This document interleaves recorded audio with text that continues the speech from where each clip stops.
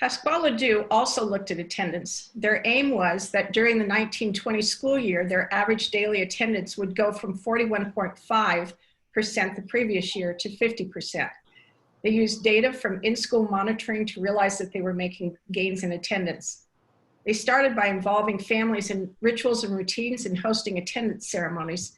They also began diving deeper into their data to see who was absent and where trends existed. A key component was professional development with teachers to give them more resources and ideas on how to best work with families.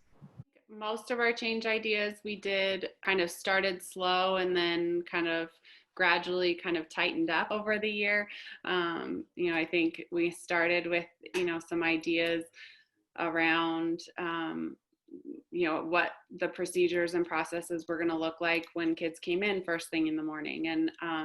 And teachers had their own ideas about what that might look like. And then we kind of slowly kind of tightened that up and kind of narrowed our vision for that. And I think systematized those ideas. One thing though too that I think we really did a great job of this year that we hadn't done ever was dig into the bottom half of the spectrum that didn't come to school. So we looked at the IEP kids, the kids of students of color, all of our compromised population, and we did not find any group that was singled out as being the ones who were at the bottom of the attendance spectrum. So it really crossed all demographics in all senses. And we really never did that before. And we kind of always thought it was this group or that group. So doing this really made it clear that it was a bigger spectrum. I think, for us, it really pushed us. I don't think that we would have looked at attendance nearly as deeply as we did without this process. I think it really pushed us to meet more regularly than we would have for sure.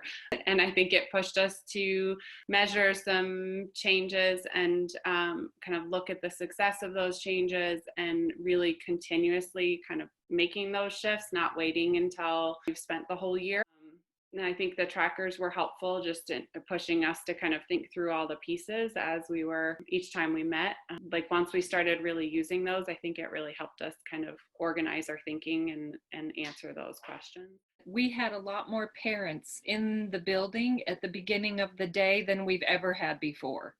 And they got to know, I think, the teacher as much as they could, if they could, or if they had to go to work, that kind of thing. Then also to know each other. So there were more parent to parent relationships as well.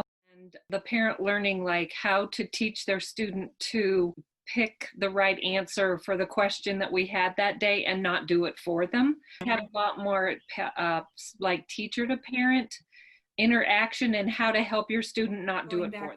Originally in July or August, they had thought about putting our curriculum as our DI project, and I felt like this was a really nice way to get parents involved in our new curriculum. I was teaching the parents how to construct those critical thinking skills, but even in just those small moments of like, I had kids where we would be building something in the classroom, and that next morning they're like, let me show you what we built, and they're like dragging their parents all over the classroom. And I just felt like that didn't happen the last couple of years, and a nice little shift, like a mind shift of